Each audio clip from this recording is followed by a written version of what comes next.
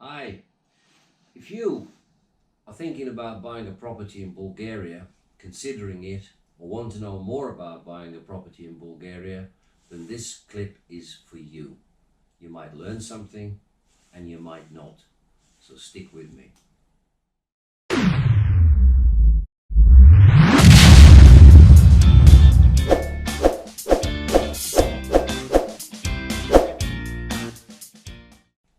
Okay, uh, it's a Sunday. It's towards the end of September. I don't actually know the date. Don't care. I'm sitting in my old house, the first house I bought here in Bulgaria. It's never been renovated. It is as it was because I have another house, a smaller house over there that I had rebuilt, and I use this as a workshop. The dogs are in here. I have the old stove here. I'm not going to stand up at the moment and swing around. Somewhere in this clip I already made using a map, a relief map, a topographical map pinned to the blackboard, showing you where Bulgaria is located, whereabouts I am within Bulgaria. So where do you start? Well, I guess you start the same way as I did. You come across Bulgaria from the internet, or maybe you watch a TV program about, how fantastic it is and blah blah blah, and maybe that, kind of steered you in this direction. I was in Russia back in late 2008, early 2009. I was in a situation where Russia refused to give me a permanent residence permit, and so I decided that I'm going to leave. And Sasha and myself went to the United Kingdom in January of 2009, and we looked at properties, what I wanted to have, and they were all going to cost me 250,000 UK pounds for what I wanted, and they needed investment. And I was thinking, if I do this, if I spend this kind of money, I'm going to have to work. I'm going to have to. I'm going to have to find a full-time job, and in the end, it just didn't make commercial sense to me. Yeah, okay, I could have got a townhouse and all that kind of stuff, but that's not what I wanted. I wanted to be in the countryside, and I didn't want to have, a great mortgage around my neck. I was fortunate that I had property in Moscow, but at that particular time I hadn't managed to sell it. I hadn't even got it on the market. So I began researching Bulgaria. Don't ask me how I came across it, but I simply did. And the first thing that hits you is, wow, look how cheap it is, look how cheap it is. Well, it's cheap for a reason.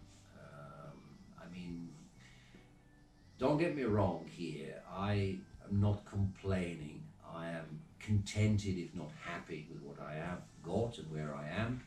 And I've achieved a lot. But there are a lot of things to weigh up before you make the final decision to move to Bulgaria. So, who can buy in Bulgaria an apartment or a house? Well, basically anybody can. I mean, Brits were buying houses here before Bulgaria was a member of the EU. They had to form a company to purchase the property. They had to get visas. So even though, in 6 months or less, or whatever it is, March next year, the United Kingdom is supposed to, looks like it will, leave the European Union, sorry. It doesn't mean to say that you still cannot purchase a property here. Of course you can. Non-Europeans, non-EU citizens purchase properties here, Israelis, Russians, so it can be done. So don't let that kind of thing put you off. Also, don't be fooled by this, oh, there's 10 people wanting to buy this property, etc. Pressure by it's not correct. There are thousands upon thousands of country rural properties here in Bulgaria. some going for a song, some going for a little bit more, but there is a place for everyone. So I started looking on the internet, and the first thing that attracted me was, wow, how cheap it is, how cheap it is. And then in those days, there used to be a lot of web forums. They're more or less died or moribund at the moment. So, and everything now has moved to Facebook and those kind of platforms. So, I was doing the usual, asking everybody lots of questions, and I formed an idea before I even got here that proved to be totally wrong in what I thought I wanted. I wanted to be in the middle of nowhere, and I soon discovered that that's not the best idea for everyone in Bulgaria, and it's also not that possible to do. Bulgarian villages and how country houses are not like you see in the UK, where you see a farm dotted out here or a house dotted out there in the middle of nowhere, secluded. It's very rare you find that here. All properties are located within the boundaries of a village. I chose to be right out on the very edge of a village. I have no neighbors in one direction whatsoever, until the next village, which is a lot of miles away.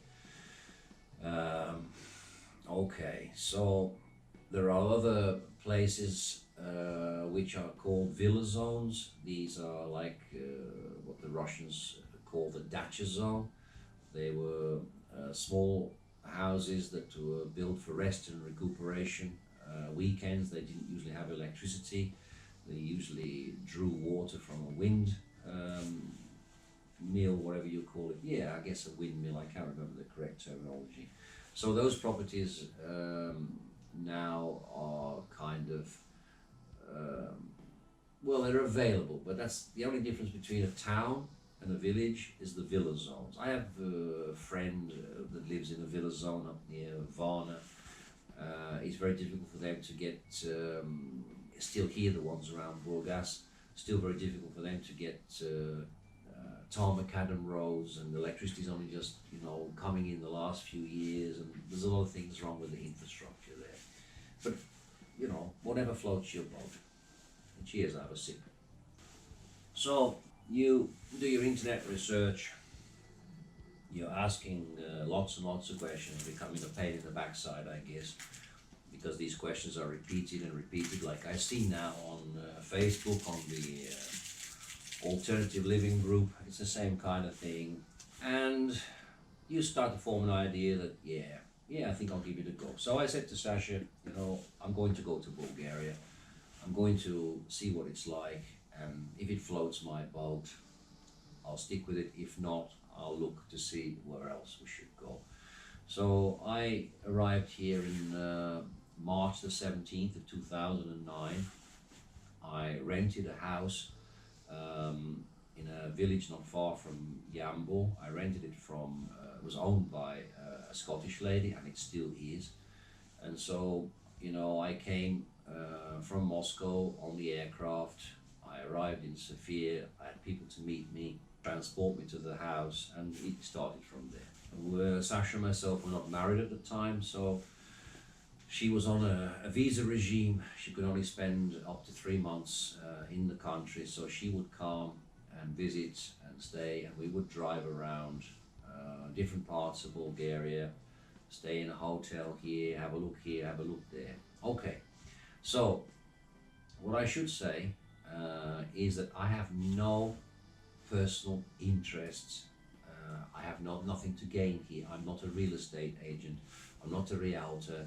I'm not trying to sell you a property. All I'm trying to do is just talk through what I experienced, and if I remember things when they come into my head, I'll add them that could be useful to you. So renting, in my opinion, is the best thing you can do. Not to completely sell up. Okay, if you're homeless, then it's totally different. But if you have a property at home, before you sell up and burn all your bridges and move here and think, oh, now you know, spent a small amount of money purchasing this land and purchasing this property, and I have all this money, believe me, it will soon be swallowed up. Give it a try, give it 6 months, give it a year is better. I mean, see all the seasons through. I came from Russia, so I'm used to, you know, -25, -30. I'm used to 3 or 4 months of, you know, getting dark at 2 or 3 o'clock in the afternoon. And of course, I'm used to a Slavic language, which gives me an advantage. So for me, you know, Bulgaria wasn't a culture shock. Although on your first day coming here and you see still, you know, horses and donkeys pulling carts, you think, wow, I have really gone back, you know, 30 years in time. And that's a lot like I see the country villages here, that they are like villages in the United Kingdom 30, 40, 50 years ago. Okay, so where are we? Getting here, yeah, I've done this map part. I don't know where Evie will edit this map part in. Okay, as you can see, Bulgarian Republic, I think this is what we call a topographical relief map, and hopefully this will focus and pick up what I want to show you. Bulgaria, okay, Bulgaria, the Black Sea. Down here will be Turkey, here is Greece, over on this side is Macedonia, here is Serbia, here is Romania. So we are the gateway to Asia, basically, through Turkey, leading into the Middle East, Far East, etc., etc. Capital of Bulgaria, Sofia. Second largest city in Bulgaria, Plovdiv. Third largest city in Bulgaria on the Black Sea and a port, Varna. Fourth largest city in Bulgaria and also a port, Burgas. Now, as you can see, the Balkans, however you want to pronounce it, they're coming through from Serbia and also into northern Greece. Very, very mountainous areas, and what we call the central mountains running east to west, or yeah, west to east, east to west, no difference.